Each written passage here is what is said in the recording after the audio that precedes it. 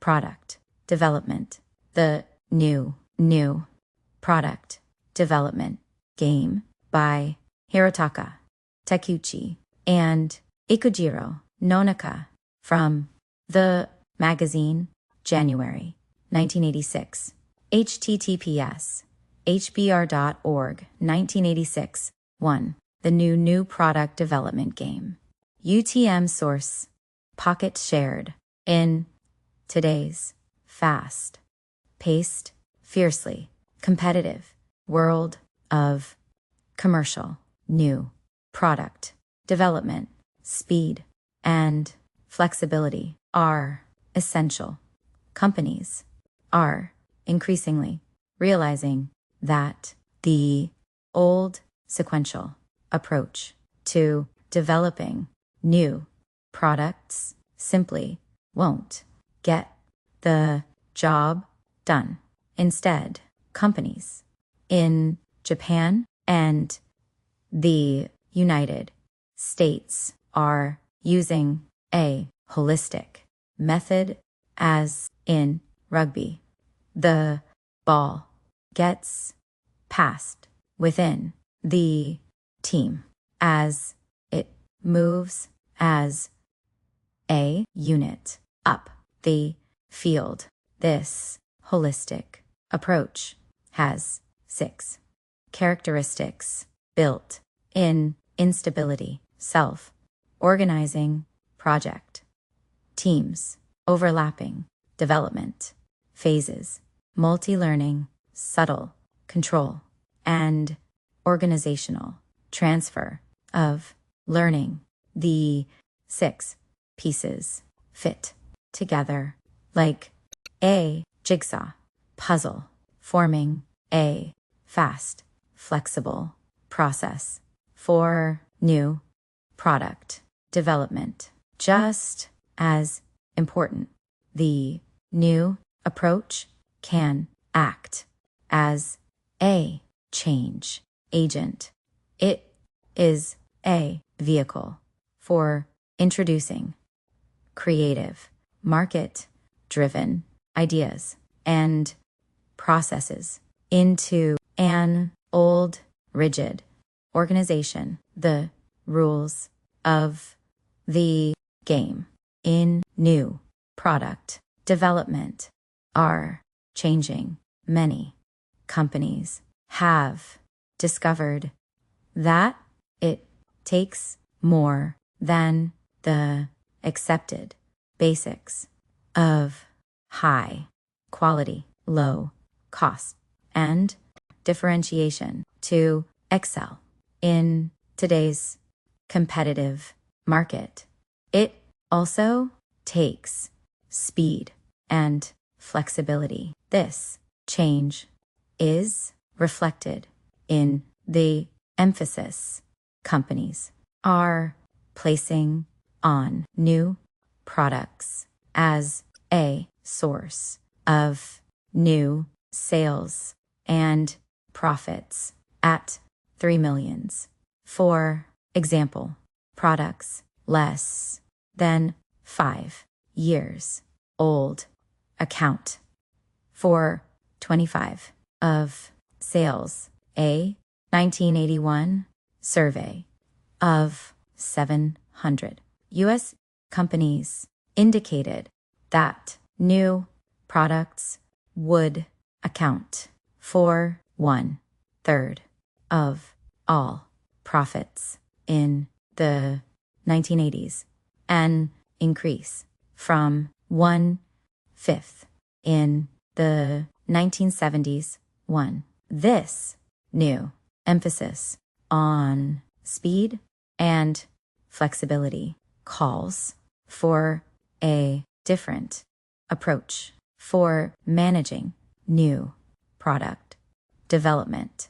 The traditional, sequential, or relay race approach to product development, exemplified by the National Aeronautics and Space Administration's Phased Program Planning (PPP) system, may conflict with the goals of maximum speed and flexibility. Instead, a holistic or rugby approach where a team tries to go the distance as a unit, passing the ball back and forth may better serve today's competitive requirements. Under the old approach, a product development process moved like a relay race with one group of functional specialists passing the baton to the next group. The project went sequentially from phase to phase: concept, development, feasibility, testing, product, design, development, process, pilot, production, and final production. Under this method, functions were specialized and segmented. The marketing people examined customer needs and perceptions in developing product concepts. The R&D engineers selected the appropriate design. The production engineers put it into shape, and other functional specialists carried the baton at different stages of the race. Under the rugby approach, the product development process emerges from the constant interaction of a hand-picked, multidisciplinary team whose members work together from start to finish. Rather than moving in defined, highly structured stages, the process is born out of the team members' interplay. See Exhibit 1. A group of engineers, for example, may start to design the product Phase 3 before all the results of the feasibility tests Phase 2 are in, or the team may be forced to reconsider a decision as a result of later information. The team does not stop then, but engages in iterative experimentation. This goes on in even the latest phases of the development process. Exhibit 1: Sequential A versus overlapping B and C phases of development. Exhibit 1 illustrates the difference between the traditional linear approach to product development and the rugby approach. The sequential approach, labeled Type A, is typified by the NASA Type PP system. The overlap approach is represented by Type B, where the overlapping occurs only at the border of adjacent phases, and Type C, where the overlap extends across several phases. We observed a Type B overlap at Fuji Xerox and a Type C overlap at Honda and Canon. This approach is essential for companies seeking to develop new products quickly and flexibly. The shift from a linear to an integrated approach encourages trial and error and challenges the status quo. It stimulates new kinds of learning and thinking within the organization at different levels and functions. Just as important, this strategy for product development can act as an agent of change for the larger organization. The energy and motivation the effort produces can spread throughout the big company and begin to break down some of the rigidities that have set in over time. In this article, we highlight companies both in Japan and in the United States that have taken a new approach to managing the product development process. Our research examined such multinational companies as Fuji Xerox, Canon, Honda, NEC, Epson, Brother, 3 Millions, Xerox, and Hewlett-Packard. We then analyzed the development process of 6 specific products: FX 3500, medium-sized copier, introduced by Fuji Xerox in 1978; PC-10, personal use copier, Canon, 1982; City Car with 1200 CCS engine, Honda, 1981; PC-8000 personal computer, NEC, 1979; AE-1 single-lens reflex camera, Canon, 1976; Autoboy, known as the Sure Shot in the United States, lens shutter camera, Canon, 1979. We selected each product on the basis of its impact, its visibility within the company as part of a breakthrough development process, the novelty of the product features at the time, the market success of the product, and the access to and availability of data on each product. Moving the scrum downfield. From interviews with organization members from the CEO to young engineers, we learned that leading companies show 6 characteristics in managing their new product development processes. 1. Built-in instability. 2. Self-organizing project teams. 3. Overlapping development phases. 4. Multi-learning. 5. Subtle control. 6. Organizational transfer of learning. These characteristics are like pieces of a jigsaw puzzle. Each element by itself does not bring about speed and flexibility, but taken as a whole, the characteristics can produce a powerful new set of dynamics that will make a difference. Built-in instability. Top management kicks off the development process by signaling a broad goal or a general strategic direction. It rarely hands out a clear-cut new product concept or a specific work plan, but it offers a project team a wide measure of freedom and also establishes extremely challenging goals. For example, Fuji Xerox's top management asked for a radically different copier and gave the FX 30500 project team 2 years to come up with a machine that could be produced at half the cost of its high-end line and still perform as well. Top management creates an element of tension in the project team by giving it great freedom to carry out a project of strategic importance to the company and by setting very challenging requirements. An executive in charge of development at Honda remarked, "'Tis like putting the team members on the second floor, removing the ladder, and telling them to jump or else. I believe creativity is born by pushing people against the wall and pressuring them almost to the extreme." Self-organizing project teams. A project team takes on a self-organizing character as it is driven to a state of zero information, where prior knowledge does not apply. Ambiguity and fluctuation abound in this state. Left to stew, the process begins to create its own dynamic order. 2. The project team begins to operate like a startup company. It takes initiatives and risks and develops an independent agenda. At some point, the team begins to create its own concept. A group possesses a self-organizing capability when it exhibits 3 conditions: autonomy, self-transcendence, and cross-fertilization. In our study of the various new product development teams, we found all 3 conditions. Autonomy. Headquarters involvement is limited to providing guidance, money, and moral support at the outset. On a day-to-day basis, top management seldom intervenes. The team is free to set its own direction. In a way, top management acts as a venture capitalist. Or as one executive said, "We open up our purse but keep our mouth closed." This kind of autonomy was evident when IBM developed its personal computer. A small group of engineers began working on the machine in a converted warehouse in remote Boca Raton, Florida. Except for quarterly corporate reviews, headquarters in Armonk, New York allowed the Boca Raton group to operate on its own. The group got the go-ahead to take unconventional steps, such as selecting outside suppliers for its microprocessor and software package. We observed other examples of autonomy in our case studies. The Honda City project team, whose members' average age was 27, had these instructions from management to develop a kind of car that the youth segment would like to drive. An engineer said, "It's incredible how the company called in young engineers like ourselves to design a car with a totally new concept and gave us the freedom to do it our way."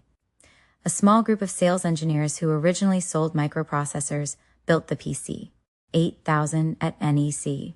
The group started with no knowledge about personal computers.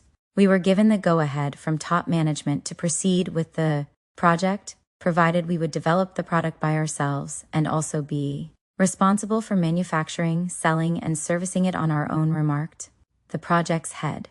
Self-transcendence. The project teams appear to be absorbed in a never-ending quest for the limit. Starting with the guidelines set forth by top management, they begin to establish their own goals and keep on elevating them throughout the development process. By pursuing what appear at first to be contradictory goals, they devise ways to override the status quo and make the big discovery. We observed many examples of self-transcendence in our fieldwork. The Canon AE1 project team came up with new ideas to meet the challenging parameters set forth by top management. The company asked the team to develop a high-quality, automatic exposure camera that had to be compact, lightweight, easy to use, and priced 30% lower than the prevailing price of single-lens cameras.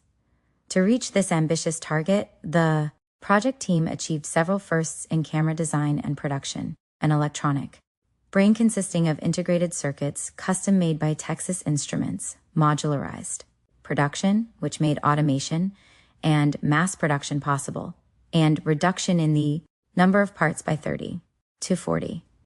It was a struggle because we had to deny our traditional way of thinking, recalled the head of the A&E1 team. But we do that every day in the ongoing parts of our business, responded another Canon executive. The entire organization makes daily incremental improvements to strengthen what the president calls the fundamentals: RAND, production technology, selling prowess, and corporate culture. The Honda City project team also achieved a breakthrough by transcending the status quo. The team was asked to develop a car with two competitive features for the youth segment: efficiency in resources and fuel, and uncompromising quality at a low price. The team's natural instinct was to develop a scaled-down version of Honda's best-selling Civic model. But after much debate, the team decided to develop a car with a totally new concept. It challenged the prevailing idea that a car should be long and low and designed, a short and tall car.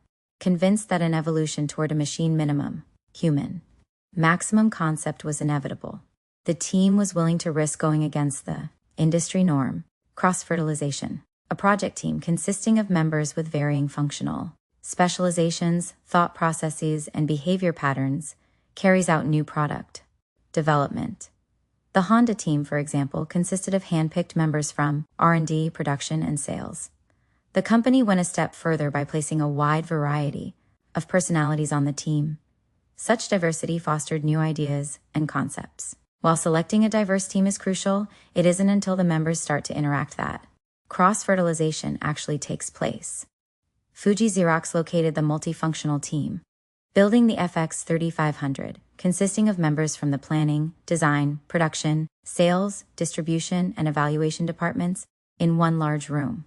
A project member gave the following rationale for this step: when all the team members are located in one large room, someone's information becomes yours without even trying. You then start thinking in terms of what's best or second best for the group at large, and not only about where you stand. If everyone understands the other person's position, then each of us is more willing to give in, or at least to try to talk to each other. Initiatives emerge. As a result, overlapping development phases. The self-organizing character of the team produces a unique dynamic or rhythm. Although the team members start the project with different time horizons, with RAND people having the longest time horizon and production people the shortest, they all must work towards synchronizing their pace to meet deadlines. Also, while the project team starts from zero information, each member soon begins to share knowledge about the marketplace and the technical community. As a result, the team begins to work as a unit. At some point, the individual and the whole become inseparable. The individual's rhythm and the group's rhythm begin to overlap, creating a whole new pulse. This pulse serves as the driving force and moves the team forward. But the quickness of the pulse varies in different phases of development. The beat seems to be most vigorous in the early phases and tapers off toward the end. A member of Canon's PC-10 development team described this rhythm as follows: when we are debating about what kind of concept to create, our minds go off in different directions and list alternatives.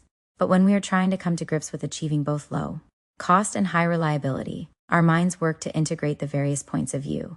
Conflict tends to occur when some are trying to differentiate and others are trying to integrate. The knack lies in creating this rhythm and knowing when to move from one state to the other. Under the sequential or relay race approach, a project goes through several phases in a step-by-step fashion, moving from one phase to the next only after all the requirements of the preceding phase are satisfied. These checkpoints control risk, but at the same time, this approach leaves little room for integration. A bottleneck in one phase can slow, or even halt the entire development process. Under the holistic or rugby approach, the phases overlap considerably, which enables the group to absorb the vibration or noise generated throughout the development process. When a bottleneck appears, the level of noise obviously increases, but the process does not come to a sudden halt. The team manages to push itself forward. Fuji Xerox inherited the PP system C-Type A in Exhibit 1 from its parent company, but revised it in two ways.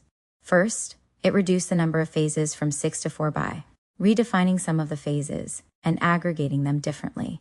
Second, it changed the linear sequential system into the so-called sashimi system. Sashimi is slices of raw fish arranged on a plate, one slice overlapping the other. See Exhibit 2. Exhibit 2, Fuji Xerox's product development schedule. The sashimi system requires extensive interaction not only among project members, but also with suppliers. The FX3500 team invited them to join the project at the very start. They eventually produced 90 of the parts for the model. Each side regularly visited the other's plants and kept the information channel open at all times. This kind of exchange and openness, both within the project team and with suppliers, increases speed and flexibility. Fuji Xerox shortened the development time from 38 months for an earlier model to 29 months for the FX30500. If sashimi defines the Fuji Xerox approach, then rugby describes the overlapping at Honda. Like a rugby team, the core project members at Honda stay intact from beginning to end and are responsible for combining all of the phases. In the relay-like PPP system, the crucial problems tend to occur at the points where one group passes the project to the next. The rugby approach smooths out this problem by maintaining continuity across phases. The Autoboy project proceeded with much overlapping across phases as well. Canon's design engineers stayed alert throughout the process to make sure their design was being converted into what they had in mind. The production people intruded onto the design engineers' turf to make sure that the design was in accord with production scale. Economies. The overlapping approach has both merits and demerits. Greater speed and increased flexibility are the hard merits. But the approach also has a set of soft merits relating to human resource management. The overlap approach enhances shared responsibility and cooperation, stimulates involvement and commitment, sharpens a problem-solving focus, encourages initiative-taking, develops diversified skills, and heightens sensitivity toward market conditions. The more obvious demerits result from having to manage an intensive process. Problems include communicating with the entire project team, maintaining close contact with suppliers, preparing several contingency plans, and handling surprises. This approach also creates more tension and conflict in the group. As one project member aptly put it, if someone from development thinks that 1 out of 100 is good, that's a clear sign for going ahead. But if someone from production thinks that 1 out of 100% is not good, we've got to start all over. This gap in perception creates conflict. The overlapping of phases also does away with traditional notions about division of labor. Division of labor works well in a Type A system, where management clearly delineates tasks, expects all project members to know their responsibilities, and evaluates each on an individual basis. Under a Type B or C system, the company accomplishes the tasks through what we call a shared division of labor, where each team member feels responsible for and is able to work on any aspect of the project. Multi-learning. Because members of the project team stay in close touch with outside sources of information, they can respond quickly to changing market conditions. Team members engage in a continual process of trial and error to narrow down the number of alternatives that they must consider.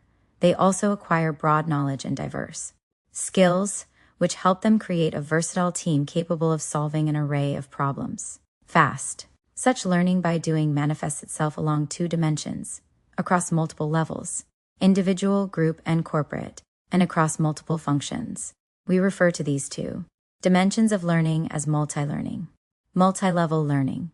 Learning at the individual level takes place in a number of ways. 3M, for example, encourages engineers to devote 15 of their company time to pursuing their dream. Canon utilizes peer pressure to foster individual learning. A design engineer for the PC-10 project explained, "My senior managers and some of my colleagues really study hard.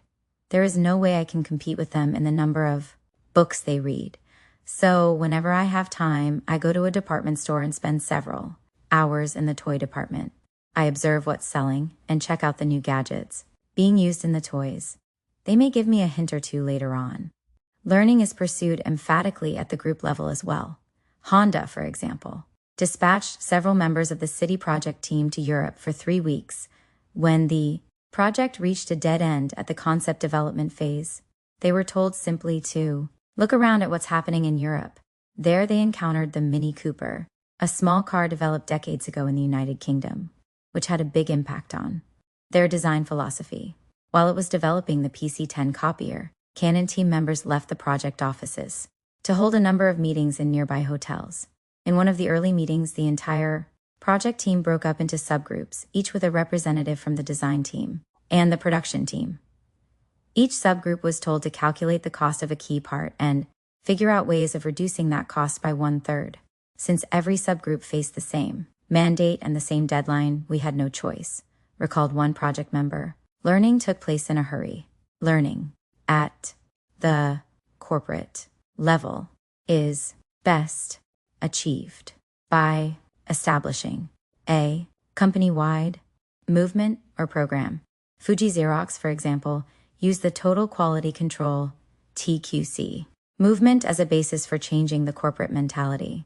TQC was designed to heighten the entire organization's sensitivity toward simultaneous quality and productivity improvement, market orientation, cost reduction, and work simplification. To achieve these goals, everyone in the organization had to learn the basics of techniques like statistical quality control and value engineering.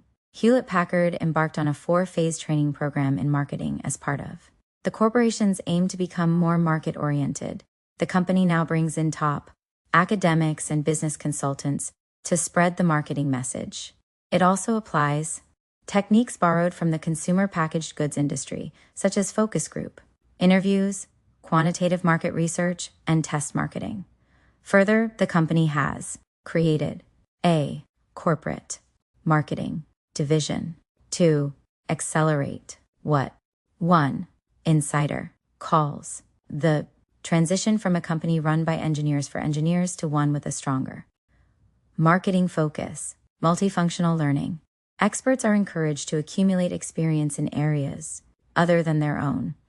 For instance, all the project members who developed Epson's first mini printer were mechanical engineers who knew little about electronics at the start.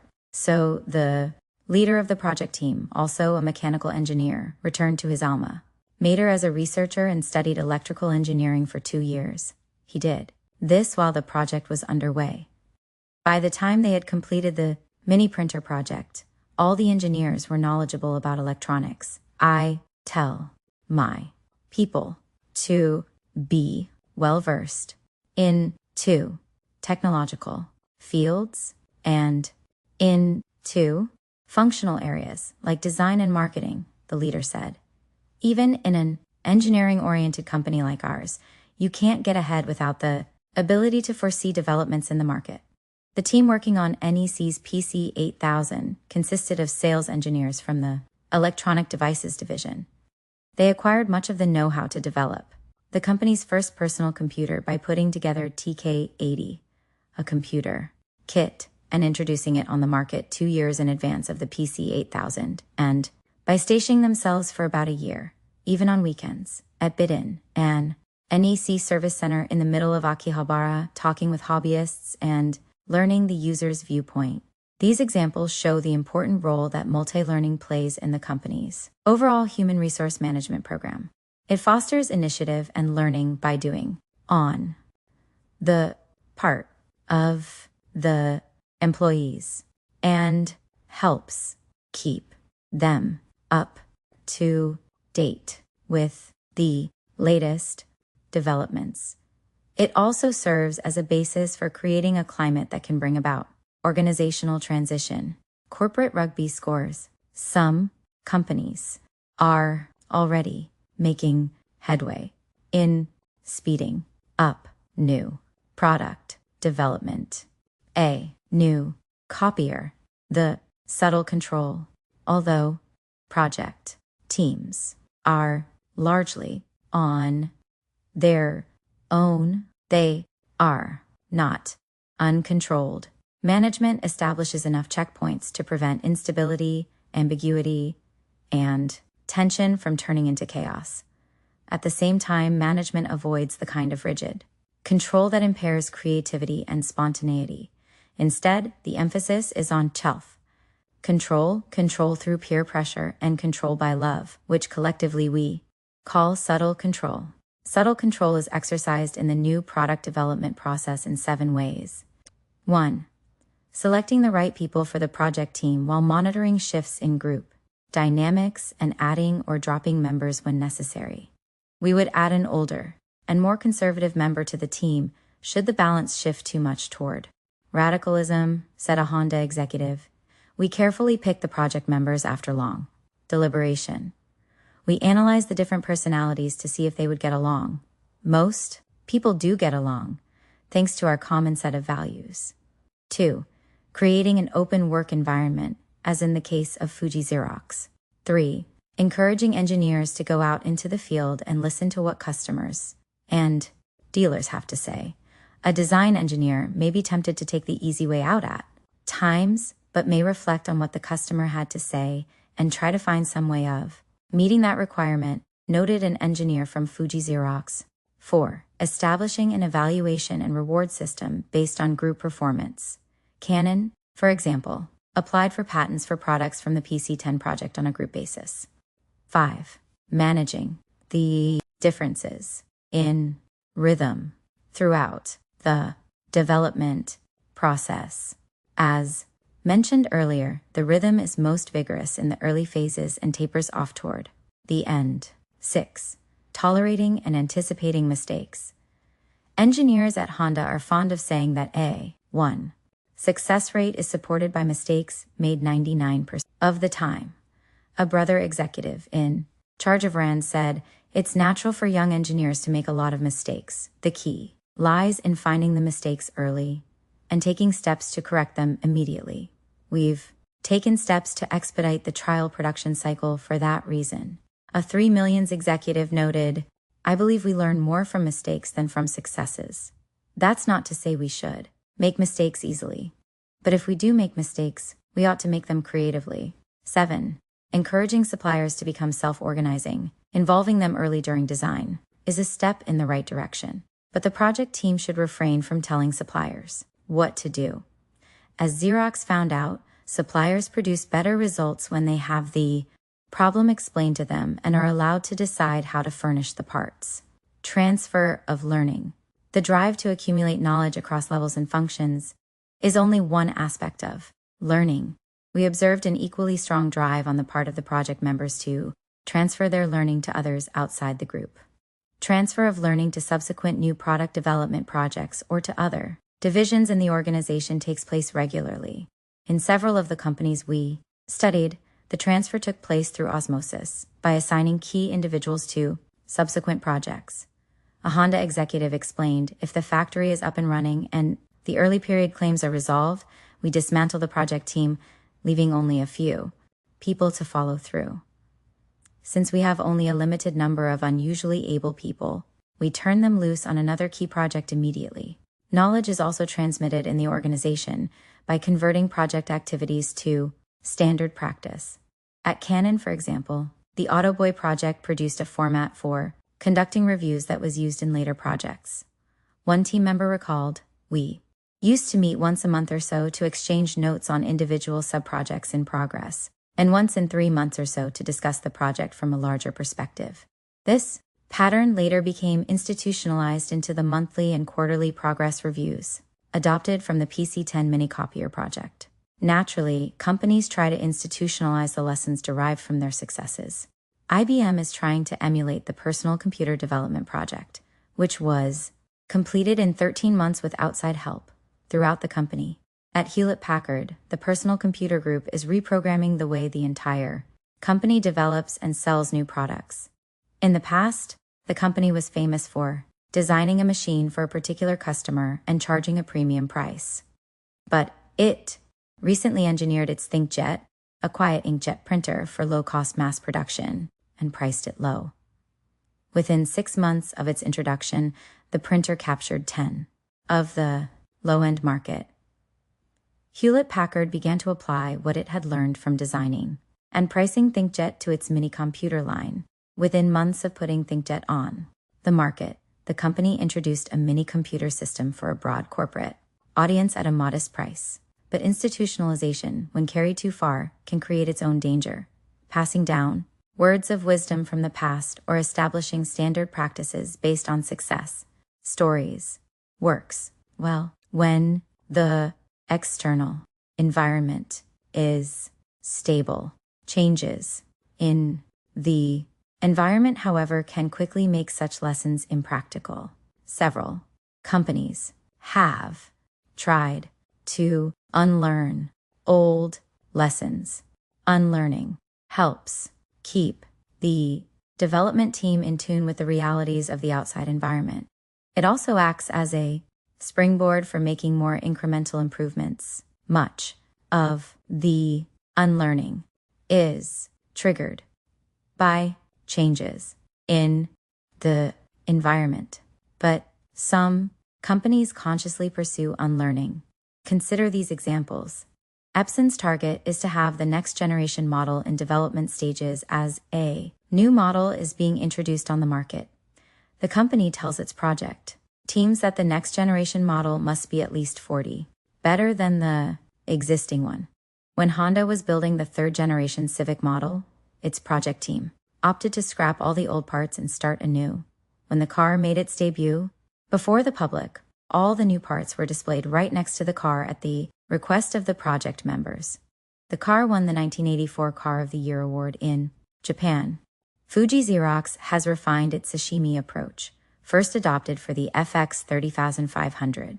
Compared with that effort, a new product today requires 1/2 of the original total manpower. Fuji Xerox has also reduced the product development cycle from 4 years to 24 months. Some limitations. Some words of caution are in order. The holistic approach to product development may not work in all situations. It has some built-in limitations. It requires extraordinary effort on the part of all project members throughout the span of the development process. Sometimes team members record monthly, overtime of 100 hours during the peak and 60 hours during the rest of the project.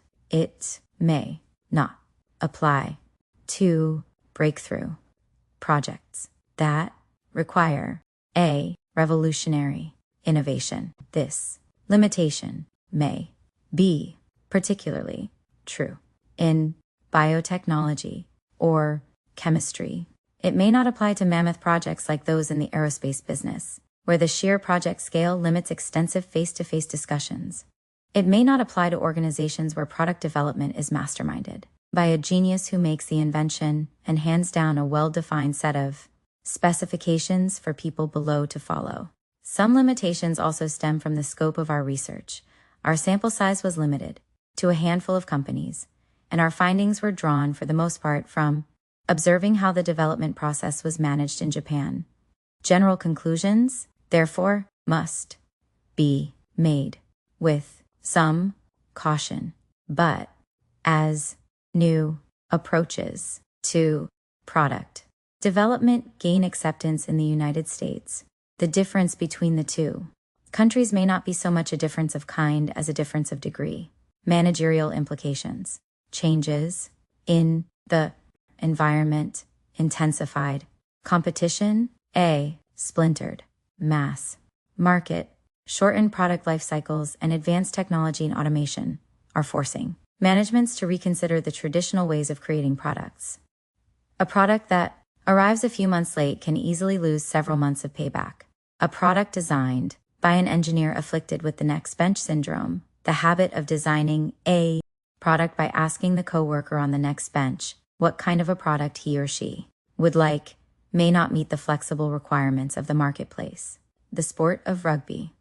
One of the charms of the rugby union game is the infinite variety of its possible tactics, whatever. To achieve speed and flexibility, companies must manage the product development process differently. 3 kinds of changes should be considered. First, companies need to adopt a management style that can promote the process. Executives must recognize at the outset that product development seldom proceeds in a linear and static manner. It involves an iterative and dynamic process of trial and error. To manage such a process, companies must maintain a highly adaptive style. Because projects do not proceed in a totally rational and consistent manner, adaptability is particularly important. Consider, for example, situations where top management encourages trial and error by purposely keeping goals broad and by tolerating ambiguity. But at the same time, it sets challenging goals and creates tension within the group and within the organization. The process by which variety is amplified, differentiation, and reduced integration takes place throughout the overlapping phases of the development cycle. Differentiation, however, tends to dominate the concept development phase of the cycle, and integration begins to take over the subsequent phases. Operational decisions are made incrementally, but important strategic decisions are delayed as much as possible in order to allow a more flexible response to last-minute feedback from the marketplace. Because management exercises subtle forms of control throughout the development process, these seemingly contradictory goals do not create total confusion. Subtle control is also consistent with the self-organizing character of the project teams. Second, a different kind of learning is required. Under the traditional approach, a highly competent group of specialists undertakes new product development. An elite group of technical experts does most of the learning. Knowledge is accumulated on an individual basis within a narrow area of focus, what we call learning in depth. In contrast, under the new approach in its extreme form, non-experts undertake product development. They are encouraged to acquire the necessary knowledge and skills on the job. Unlike the experts, who cannot tolerate mistakes even one of the time, the non-experts are willing to challenge the status quo. But to do so, they must accumulate knowledge from across all areas of management, across different levels of the organization, functional specializations, and even organizational boundaries. Such learning in breadth serves as the necessary condition for shared division of labor to function effectively. Third, management should assign a different mission to new product development. Most companies have treated it primarily as a generator of future revenue streams. But in some companies, new product development also acts as a catalyst to bring about change in the organization. The personal computer project, for example, is said to have changed the way IBM thinks projects coming out of Hewlett-Packard's personal computer group, including ThinkJet, have changed its engineering-driven culture. No company finds it easy to mobilize itself for change, especially in non-crisis situations. But the self-transcendent nature of the project teams and the hectic pace at which the team members' work help to trigger a sense of crisis or urgency throughout the organization. A development project of strategic importance to the company, therefore, can create a wartime working environment even during times of peace. Changes affecting the entire organization are also difficult to carry out within highly structured companies, especially seniority-based companies like the ones commonly found in Japan. But unconventional moves, which may be difficult to pull off during times of peace, can be legitimized during times of war. Thus, management can uproot a competent manager, or assign a very young engineer to the project without encountering much resistance. Once the project team is formed, it begins to rise in stature because of its visibility. We've been handpicked, its legitimate power, we have unconditional support from the top to create something new, and its sense of mission. We're working to solve a crisis. It serves as a motor for corporate change as project members from a variety of functional areas begin to take strategic initiatives that sometimes go beyond the company's conventional domain, and as their knowledge gets transferred to subsequent projects. The environment in which any multinational company, from the United States or Japan, operates has changed dramatically in recent years. The rules of the game for competing effectively in today's world market have changed accordingly. Multinationals must achieve speed and flexibility in developing products. To do so requires the use of a dynamic process involving much reliance on trial and error and learning by doing. What we need today is constant innovation in a world of constant change. 1. Booz Allen and Hamilton survey reported in Susan Fraker, High Speed Management. For the High-Tech Age, Fortune. March 5, 1984, p. 38. 2. See, for example, Ilya Prigozhin, From Being to Becoming, San Francisco Calif. Freeman, 1980. Eric Jansch, Unifying Principles of Evolution. In Eric Jansch, ed. The Evolutionary Vision. Boulder, Colorado, Westview Press, 1981, and Devendra Sahal, A Unified Theory of Self-Organization, Journal of Cybernetics. April-June, 1979, p. 127. See also Tadao Kagono, Ikujiro Nonaka, Kiyonari Sakakibara, and Akihiro Okumura. Strategic versus evolutionary management. A. U.S.-Japan comparison of strategy and organization. Amsterdam, North Holland, 1985.